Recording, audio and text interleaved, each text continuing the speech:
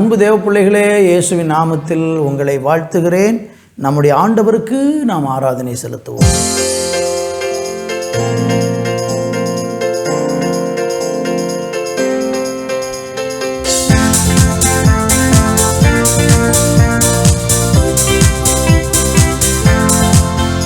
நன்றி பலிகள் செலுத்திய நாங்கள் ஆலயம் கூடி வந்தோம். துதி பலியை செலுத்திய நாங்கள் உம்மை போற்ற வந்தோம். நன்றி பலிகள் செலுத்திய நாங்கள் ஆலயம் கூடி வந்தோம். துதி பலிகள் செலுத்திய நாங்கள் உம்மை போற்ற வந்தோம். கர்த்தர் செய்த நன்மைக்காக நன்றி செலுத்த வந்தோ. நம்மை மறவா அவர் கிருபை எண்ணிய துதிக்க வந்தோ. கர்த்தர் செய்த நன்மைக்காக நன்றி செலுத்த வந்தோ. நம்மை மறவா அவர் கிருபை எண்ணிய துதிக்க வந்தோ. உடன்படிக்கை எனக்கு தந்து உந்தனின் பிள்ளைய தெரிந்தெடுத்தி மரணத்தின் விளிம்பில் நின்று என்னை ஜீவனின் பாதையில் திருப்பி விட்டி. உடன்படிக்கை எனக்கு தந்து உந்தனின் பிள்ளைய தெரிந்தெடுத்தி மரணத்தின் விளிம்பில் நின்ற என்னை ஜீவனின் பாதையில் திருப்பி விட்டி. கர்த்தர் செய்த நன்மைக்காக நன்றி செலுத்த வந்தோ. நம்மை மறவா அவர் கிருபை எண்ணிய செலுத்த வந்தோ. கர்த்தர் செய்த நன்மைக்காக நன்றி செலுத்த வந்தோ. நம்மை மறவா அவர் கிருபை எண்ணிய துதிக்க வந்தோ. நல்ல பிதாவே, மனமகிழ்ச்சியான இந்த நாளுக்காக நன்றி. பாடுகளும் வேதனைகளும் கண்ணீரும் நிறைந்த இந்த உலகத்தில் உங்கள் அரவணைப்புக்குள்ளே எங்களை பத்திரமாக பாதுகாப்பாக பத்திரப்படுத்தி வைத்திருக்கிறதற்காக உமக்கு நன்றி. உடைய கரங்களில் எங்களை ஒப்புக் கொடுக்கிறோம். இயேசு கிறிஸ்துவின் நாமத்தில் ஜெபிக்கிறோம் பிதாவே, ஆமேன், ஆமேன். அன்பான தேவனுடைய பிள்ளைகளே, உபாகம புஸ்தகம் 4ஆம் அதிகாரம் 31வது வசனத்தை வாசிக்கிறேன். உன் தேவனாகிய கர்த்தர் இரக்கமுள்ள தேவனாய் இருக்கிறபடியால் அவர் உன்னை கைவிடவும் மாட்டார், உன்னை அழிக்கவும் மாட்டார். உன் பிதாக்களுக்கு தாம் ஆணையிட்டு கொடுத்த உடன்படிக்கையை மறக்கவும் மாட்டார். வாசித்து கேட்ட இந்த வேத வசனத்திலே இஸ்ரவேல் ஜனங்களோடு ஆண்டவர் செய்த அந்த உடன்படிக்கையை நினைவு கூர்ந்து சொல்லுகிற ஒரு அருமையான வார்த்தை. என்ன சொல்லுகிறார்? உன் பிதாக்களுக்கு தாம் ஆணையிட்டு கொடுத்த அந்த உடன்படிக்கையை கர்த்தர் என்ன செய்ய மாட்டாராம்? மறக்க மாட்டார் என்று நம்ம இங்கே பார்க்கிறோம். அருமையான தேவனுடைய பிள்ளைகளே, இந்த பூமியிலே நம்ம வாழும்போது தேவன் மனிதர்களோடு உடன்படிக்கை பண்ணுகிறார். வேத புஸ்தகம் முழுவதும் பலவிதமான உடன்படிக்கையை நாம் பார்க்க முடிகிறது. ஆபிரகாமோடு தேவன் ஒரு உடன்படிக்கை பண்ணினார். என்ன உடன்படிக்கை என்றால், நீயும் உன்னுடைய சந்ததிகளும் எனக்கு கீழ்ப்படிந்து என்னுடைய வழியிலே நீங்கள் நடப்பீர்கள் என்றால் உன்னுடைய சந்ததியை நான் 1000 வருடம் இந்த உலகத்திலே ஆசீர்வாதமாக வைப்பேன் என்று சொல்லி ஆண்டவர் ஆபிரகாமோடு கூட உடன்படிக்கை பண்ணினதை நம்ம பார்க்க முடிகிறது. கர்த்தருக்கு மகிமை உண்டாகட்டும். நோவாவோடு கூட ஆண்டவர் உடன்படிக்கை பண்ணுகிறார்.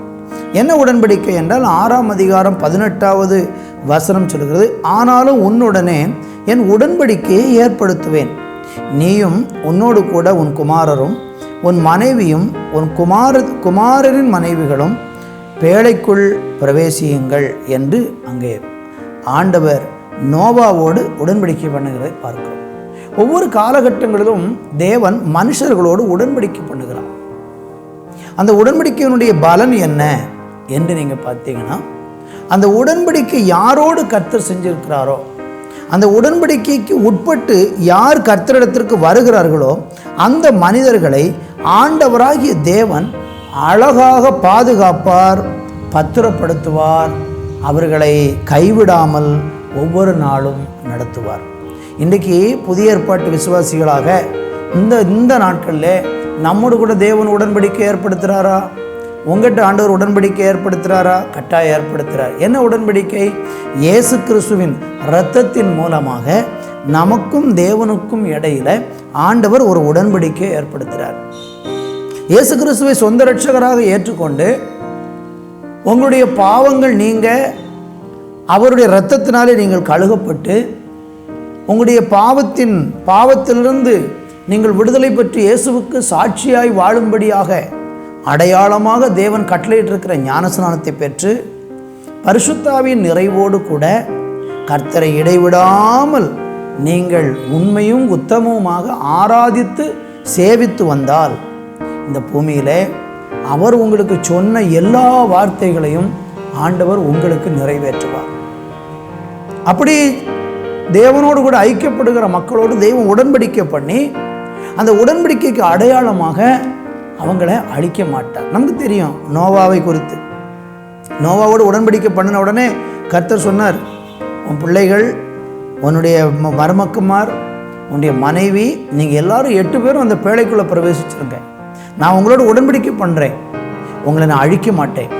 இந்த பூமியெல்லாம் அழியும், ஆனால் நீங்கள் அழியாமல் இருப்பீங்க என்று சொல்லி ஆண்டவர் அந்த நோவாவோடு உடன்படிக்கை பண்ணி அந்த 8 பேரை மாத்திரம் அந்த உடன்படிக்கையின் பாதுகாப்புக்குள்ளே தேவன் பத்திரமாக பாதுகாத்து வழி நடத்தினார்.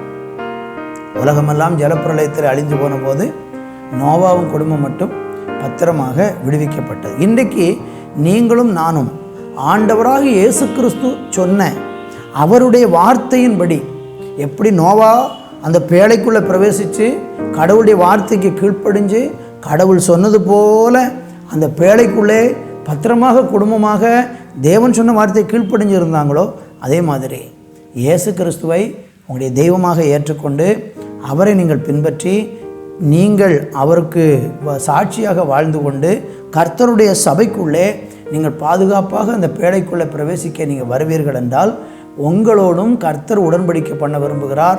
நீங்களும் ஆசீர்வாதமாக இருப்பீர்கள்.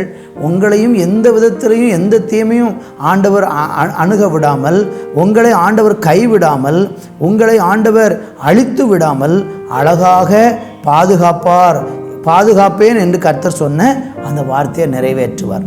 அதனால் நம்ம உபாகமம் 4:31 பார்த்தோம், உன் தேவனாய் கர்த்தர் இரக்கமுள்ள தேவனாய் இருக்கபடியால் அவர் உன்னை கைவிட மாட்டார், அழிக்கவும் மாட்டார், உன் பிதாக்களுக்கு தாம் ஆணையிட்டு கொடுத்த உடன்படிக்கையை மறக்கவும் மாட்டார். உங்கள் வாழ்க்கையில் அப்படி கர்த்தர் செய்ய விரும்புகிறாரு. இன்றைக்கே இயேசுவை நீங்கள் ஏற்றுக்கொள்ளாமல் இருந்தால் இன்றைக்கே இயேசு உங்கள் கடவுளாக நீங்கள் ஏற்றுக்கொண்டு அவருக்குள்ளே வாங்க.